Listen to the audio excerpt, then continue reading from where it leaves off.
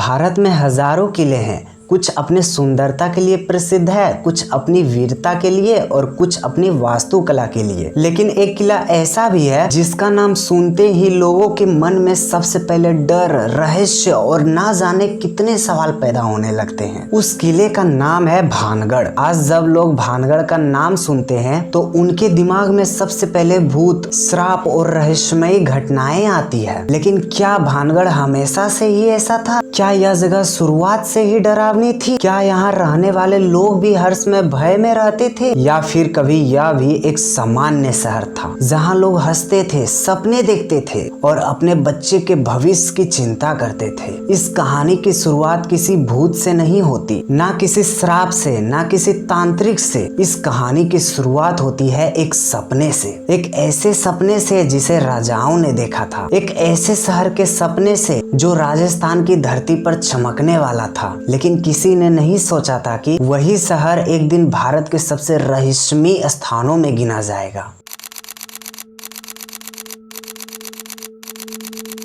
अध्याय 1। जब भानगढ़ का नाम भी नहीं था। आज से लगभग 400 साल पहले का समय सोचो। न मोबाइल थे, न इंटरनेट था, न बिजली थी, न आधुनिक सड़कें थी। लोगों की दुनिया बहुत छोटी हुआ करती थी। जो गांव में रहता था उसका जीवन उस गांव तक ही सीमित रहता था। लेकिन राजाओं की सोच हमेशा बड़ी होती थी। वे ऐसे शहर बनाना चाहते थे जिन्हें आने वाली पीढ़ियां याद रखे। राजस्थान उस समय कई राजपूत राज्यों में बटा हुआ था। हर राज्य अपनी ताकत बढ़ाना चाहता था। हर राजा यह चाहता था कि उसका नाम इतिहास में लिखा जाए। इसी दौरान आमेर राज्यों के शासकों ने एक नए नगर की योजना बनाई। एक ऐसा नगर जो व्यापार का केंद्र बने, एक ऐसा नगर जो आसपास के इलाकों को जोड़ सके, एक ऐसा नगर जो आने वाले वर्षों में समृद्धि का प्रतीक बने। यही सपना आगे चलकर भानगढ़ बना। अध्याय 2। पहाड़ों के बीच जन्म लेता एक शहर। अरावलियों की पहाड़ियों के बीच एक क्षेत्र चुना गया। यह जगह राजनीतिक रूप से सुरक्षित था। चारों तरफ पहाड़ियां थी, आसपास उपजाऊ भूमि भी थी, व्यापार के रास्ते भी पास से गुजरते थे। प्रजाओं को लगा कि इससे बेहतर स्थान और कोई नहीं हो सकता। धीरे धीरे निर्माण शुरू हुआ। दूर दूर से कारीगर बुलाए गए,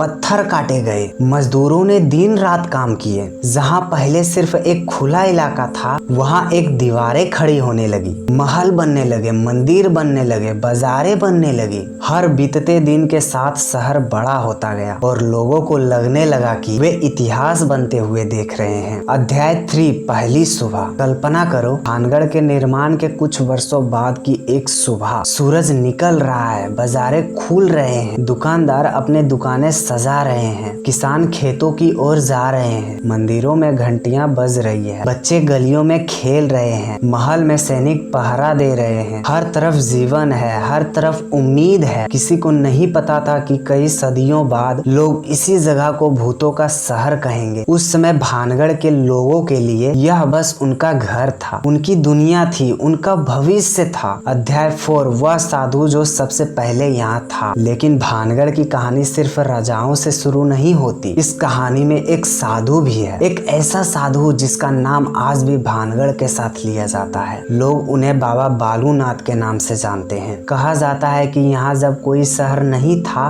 तब भी वे यहाँ रहता था। उन्होंने एकांत जीवन चुना था, दुनिया के भीड़ से दूर, शोर शराबा से दूर। वे साधना करते थे, ध्यान करते थे और अपना समय प्रकृति के बीच बिताते थे। जब राजा के लोगों ने यहाँ शहर बसाने की योजना बनाई तो वे बाबा बालूनाथ के पास पहुँचे, उनसे अनुमति मांगी गई और यहीं से शुरू हुई वे घटना जिसके बारे में आज भी लाखों लोग बात करते हैं। अध्याय 5। एक साधारण शर्त। कहा जाता है कि बाबा बालूनाथ ने शहर बसाने की अनुमति दे दी, लेकिन उन्होंने एक शर्त रखी। शर्त बहुत छोटी थी, कम से कम सुनने में तो ऐसी लगती थी। उन्होंने कहा, किला कितना भी बड़ा बना लो, लेकिन याद रखना कभी भी किले की छाया मेरे कुटिया तक नहीं आनी चाहिए। उस समय यह शर्त आसान लगी, सबने हाँ कर दी, किसी ने विरोध नहीं किया। निर्माण शुरू हो गया और कई वर्षों तक सब ठीक चलता रहा। अध्याय 6। सफलता का नशा। इंसान जब सफल होने लगता है तो उसके सपने भी बड़े होने लगते हैं। भानगढ़ के साथ भी यही हुआ। शहर बढ़ता गया, व्यापार बढ़ता गया, धन भी बढ़ता गया, जनसंख्या भी बढ़ती गई और इसके साथ साथ बढ़ने लगी महत्वाकांक्षा। अब सिर्फ एक अच्छा शहर काफी नहीं था, सबसे भव्य शहर चाहिए था, सबसे ऊंचे महल चाहिए थे, सबसे शानदार इमारतें चाहिए थी। धीरे धीरे निर्माण पहले से अधिक विशाल होने लगा और यहीं से कहानी का एक नया मोड़ लेना शुरू किया। अध्याय 7, वह दिन जिसने सब बदल दिया। फिर एक दिन ऐसा हुआ जो आज भी लोग याद करते हैं। कहा जाता है कि नए निर्माण के बाद किले की छाया बाबा बालूनाथ के कुटिया तक पहुंच गई।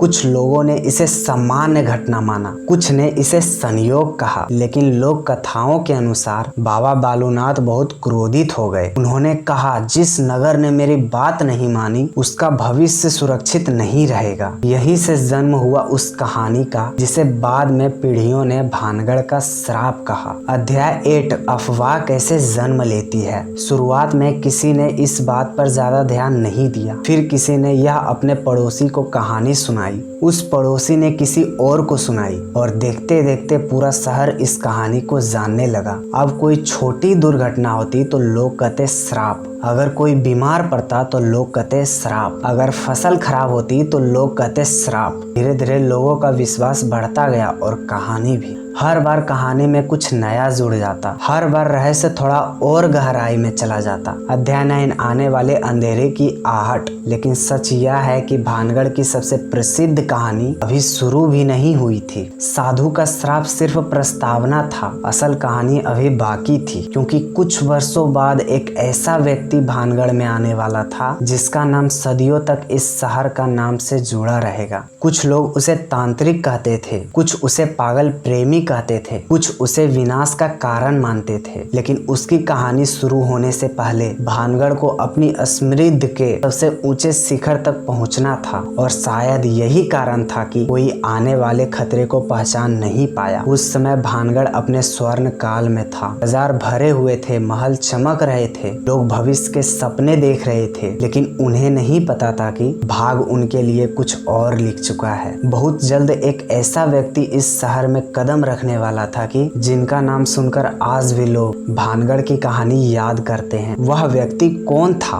उसकी मुलाकात राजकुमारी रत्नावती के साथ कैसे हुई और क्यों उसकी एक इच्छा ने पूरे शहर का भविष्य बदल दिया, यह जानेंगे भानगढ़ के रहस्य पार्ट 2 में।